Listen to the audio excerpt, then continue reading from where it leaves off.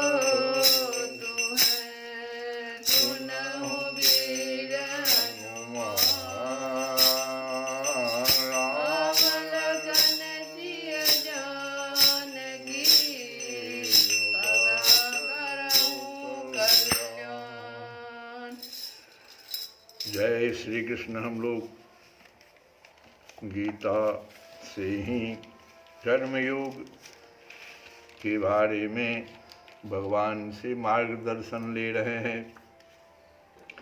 कर्तव्य कर्म सबको करना ही चाहिए, आसक्ति रहित होकर करें तो और अच्छी बात है। लोक संग्रह के लिए करें, परमात्मा को प्राप्त करने के लिए करें, लेकिन कर्तव्य कर्म करते रहना चाहिए।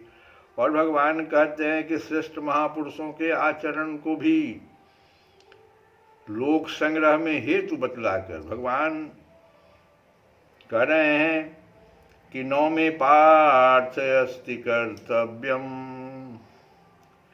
त्रिषु लोकेषु किंचन नो अनवाप्तम अवाप्तव्यम मर्त्येव च कर्मणि। हे अर्जुन, मुझे इन तीनों लोकों में न तो कुछ कर्तव्य है और न कोई भी प्राप्त करने योग्य वस्तु और प्राप्त है, तो भी मैं कर्म में ही बरतता हूँ। इससे भगवान यह भाव दिखला रहे हैं कि मुझे किसी भी वस्तु की आवश्यकता नहीं है, तो भी मैं कर्मों में ही बरतता हूँ। मेरे लिए कोई भी कर्तव्य शेष नहीं है, तो भी लोक संग्रह की ओर देखकर मैं सब लोगों पर दया करके, क्यों मैं कर्तव्य कर्म कर रहा हूँ कि सब लोगों पर दया करके कर्मों में ही लगा हुआ हूँ, कर्मों का त्याग नहीं करता।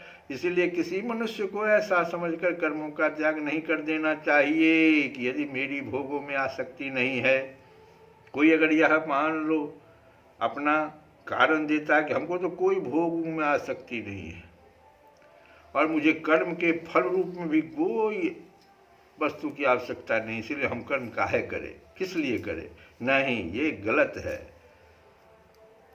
और भी आगे कह देता है, कहता हमको तो परम पद प्राप्त हो चुका है, तो फिर कर्म करने की क्या जरूरत है? इस तरह का जो तर्क है, इसको कुतर्क कहते। भगवान कहते हैं नहीं, ये गलत है, क्योंकि अन्य किसी कारण से कर्म करने की आवश्यकता न रहने पर भी मनुष्य को लोक संग्रह की दृष्टि से कर्म करना चाहिए। जैसे मैं कर रहा हूँ, मुझे तो कोई भी चीज़ की आवश्यकता नहीं है, लेकिन इस लोक की बात को कौन कहे? तीनों लोक, तीनों लोकों के लिए मैं, स्वर्ग लोक, मृत्यु लोक और पाताल लोक है। कोई मैं साधारण मनुष्य तो हूं नहीं, लेकिन स्वयं ही सबके कर्तव्य का विधान करने वाला साक्षात परमेश्वर हूं। लेकिन इसके बावजूद भी देखो, स्वर्ग, मृत्यु लोक और पाताल, तीनों ही लोकों में सदा स्थित हूं। मेरे लिए किसी लोक में कोई भी कर्तव्य शेष नहीं है। इसके बावजूद भी जो मुझे प्राप्त न हो, कोई भी प्राप्त करने योग्य वस्तु नहीं है जो मुझे प्राप्त न हो, लेकिन इसके बावजूद मैं सर्वेश्वर हूं। इसके बावजूद भी सबकी रचना करने वाला हूं। इसके बावजूद भी लोक संग्रह की ओर देखकर मैं सब लोगों पर दया करके कर्मों में लगा रहता हूं। दूसरी बात जो दूसरे श्लोक में कहेंगे, 3 श्लोक में भगवान इस चीज को समझा रहे हैं अर्जुन को कि कह रहे हैं कि यदि ही अहम न बरते हम, कहते हैं अगर नहीं करे तो क्या होगा। ये तो मैं करता हूं तब, अगर नहीं करे तो क्या होगा, यह भी तो प्रश्न है। यदि ही अहम न बरतेयम, क्योंकि हे पार्थ, यदि कदाचित मैं सावधान होकर कर्मों में न बरतूं, यदि ही अहम न बरतेयम जातु कर्मणि अचिंद्रितः मम अनुवर्तन्ते मनुष्याः पार्थ सर्वशः। मनुष्या, जो मनुष्य है ना, सर्वशः सब प्रकार से मेरे ही मार्ग का अनुसरण करते हैं। मैं नहीं करूंगा तो मेरे ही मार्ग का तो सब अनुसरण कर रहा है, जितने भी लोग, तीनों लोक में जो भी है।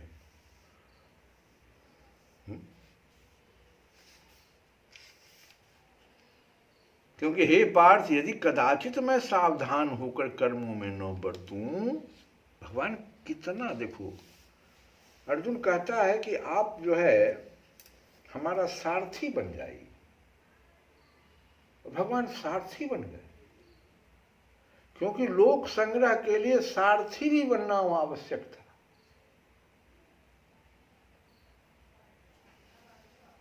तो कहते यदि कदाचित मैं सावधान होकर कर्मों में न बरतूं तो बड़ी हानि हो जाए, क्योंकि मनुष्य सब प्रकार से मेरे ही मार्ग का अनुसरण करते हैं।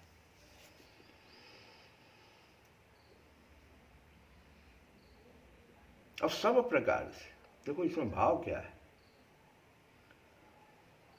मेरा अवतार धर्म की स्थापना के लिए होता है।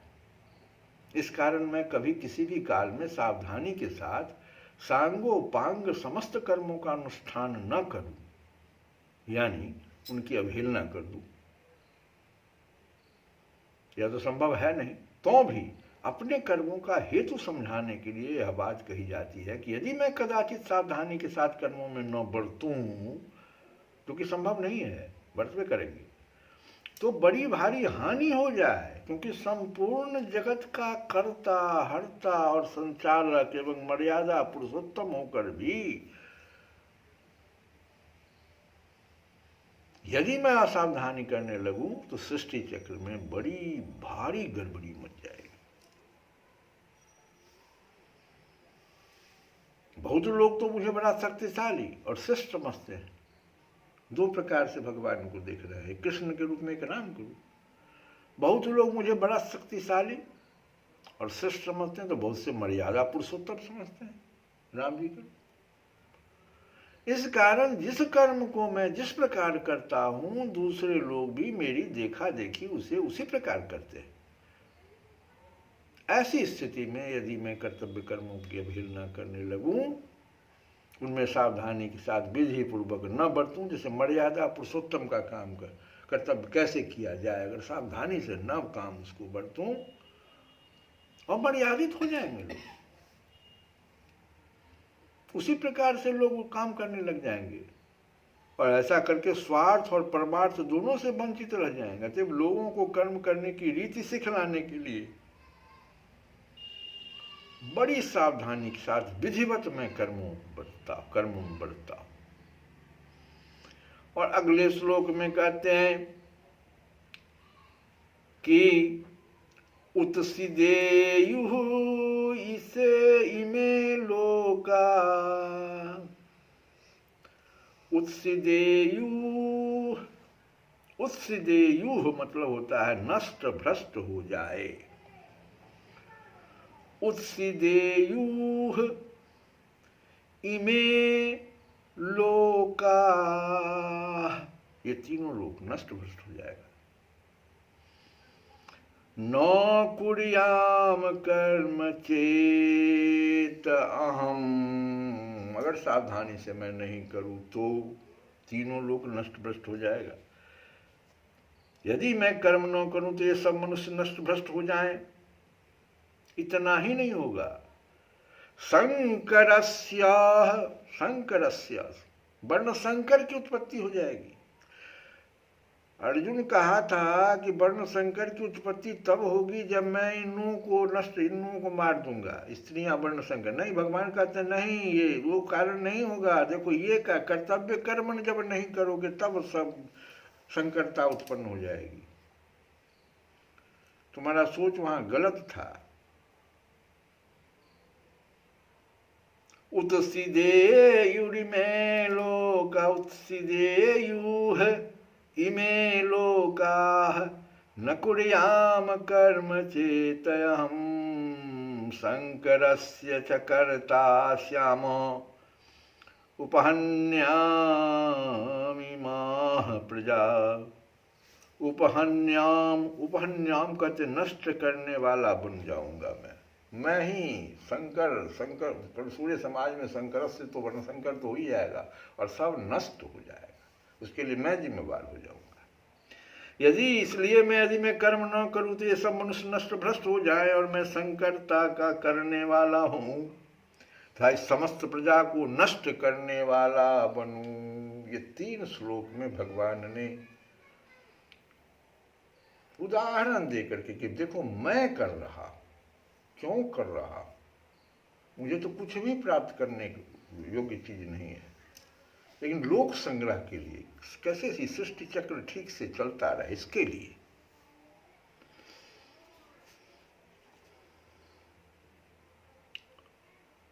तो भगवान कहते हैं कि यदि मैं कर्तव्य कर्मों का त्याग कर दूं तो उन शास्त्र विहित कर्मों को व्यर्थ समझकर दूसरे लोग भी मेरी देखा देखी उनका परित्याग कर देंगे और राग द्वेष के वश होकर,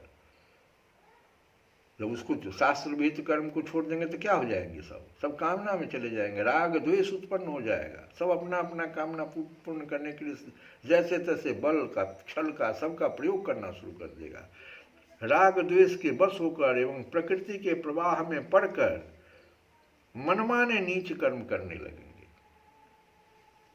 तथा एक दूसरे का अनुकरण करके, और उसके बाद क्या करेंगे, जो ऊपर वाले करना शुरू करेंगे तो नीचे वाले अनुकरण करके सबके सब स्वार्थपरायण, भ्रष्टाचारी और उच्छृंखल हो जाएंगे।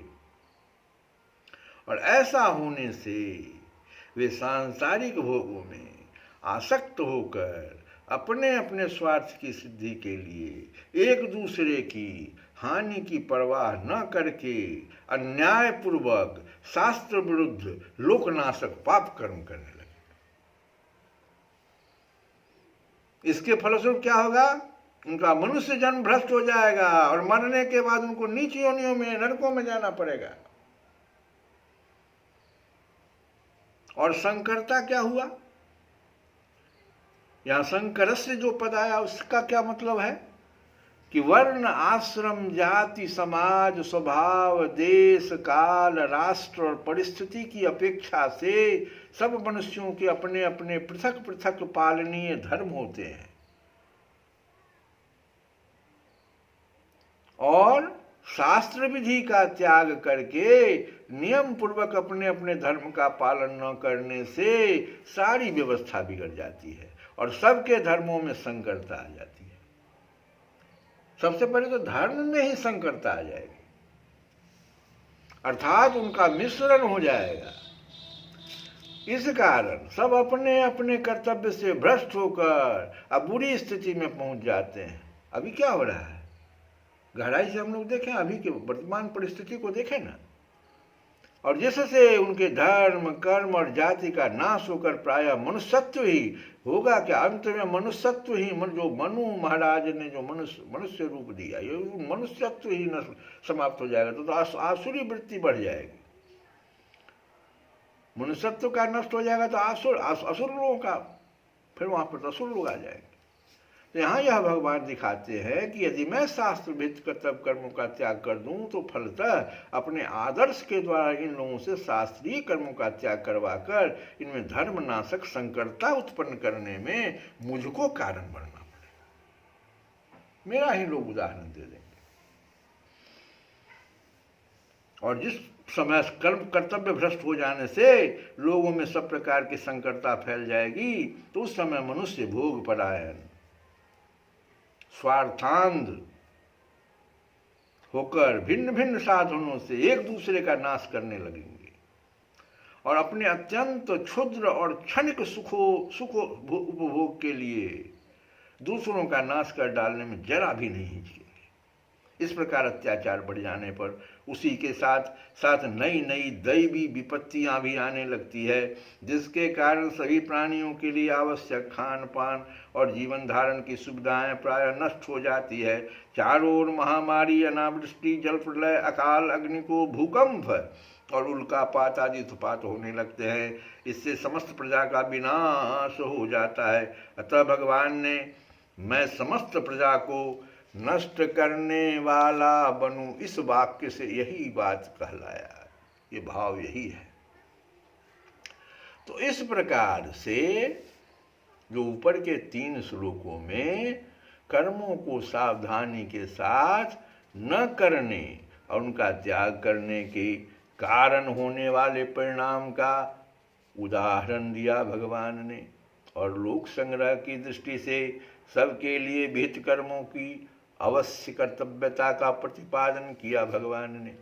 हम लोग कल फिर आगे, अब ज्ञानी लोग क्या करेंगे, ये तो साधारण मनुष्यों के लिए हुआ ना, लेकिन जो ज्ञानी हैं उनके लिए भी भगवान आगे कहेंगे। हम लोग एक भजन, और भजन भी तुलसी बाबा का, और लगभग इसी भाव से युक्त यह भजन है। जो भी हम भाव लिए थे उसी भाव में है कि जो ते ही पंथ चले मन लाए,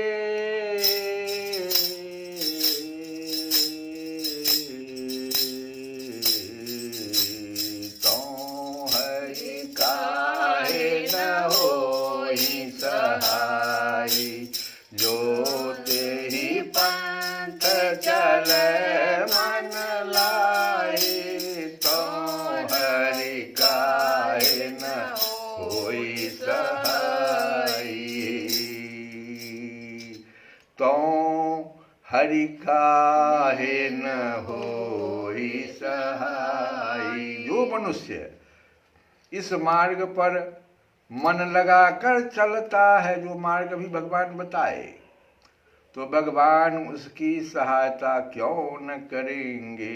यह जो मार्ग वेद और संतों ने दिखा दिया है, उस पर चलने से सभी प्रकार के सुखों की प्राप्ति होगी। तो जो ते ही पंथ चले मन लाए, तो हरि काहे न होई सहाय। जो मार्ग सुति साधु दिखावे,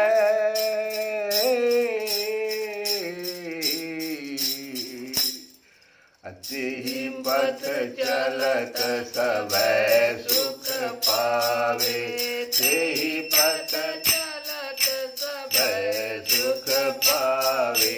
जो मार्ग जो मार्ग सुति साधु दिखावे,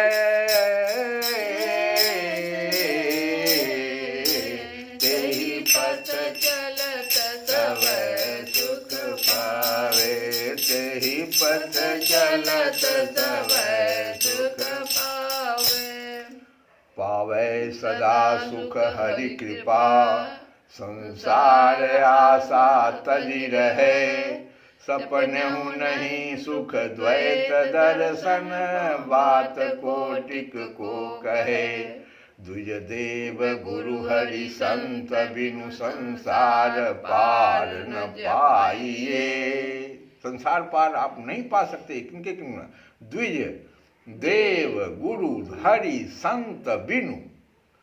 द्विज देव गुरु हरि और संत, और भगवान रामचंद्र महाराज से ही कहे विप्रधेनु सुर संत हित, तो ही तो है ही लोग। द्विज देव गुरु हरि संत बिनु, संसार पार न पाइए।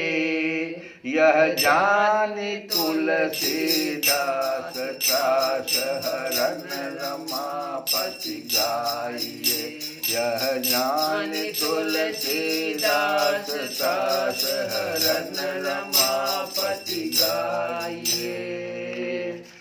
तो कहते हैं भगवान तुलसी बाबा कि जो मनुष्य इस मार्ग पर मन लगाकर चलता है, भगवान उसकी सहायता क्यों न करेंगे। यह जो मार्ग वेद और संतों ने दिखा दिया, उस पर चलने से सभी प्रकार के सुखों की प्राप्ति होगी। इस मार्ग पर चलने वाला साधक सांसारिक विषयों से सुख की आशा को त्याग कर भगवत कृपा से नित्य, जिसको अद्वैत ब्रह्म के कहते, सुख को प्राप्त करता है। यूँ तो करोड़ों बातें हैं, उन्हें कौन कहता फिरे, बात तो करोड़ों है, परंतु जहाँ तक द्वैत दिखलाई भी देता है, वहाँ तक सपने में भी सच्चा सुख नहीं मिल सकता। सच्चा सुख अद्वैत ब्रह्म स्वरूप में स्थित होने में ही है। इसी को संसार सागर से पार होना कहते हैं। परंतु एक बात तो जरूर समझे आप लोग कि ब्राह्मण देवता गुरु हरि और संतों की कृपा के बिना कोई संसार सागर का पार नहीं पा सकता। यह समझकर तुलसीदास भी संसार के भय को दूर करने वाले लक्ष्मीपति भगवान के गुण गाता है। श्री राम जय राम जय जय राम, श्री राम जय राम जय जय राम, ओ श्री राम जय राम जय जय राम, श्री राम जय राम जय जय जय राम। श्री कृष्ण गोविंद हरे मुरारे, हे नाथ नारायण।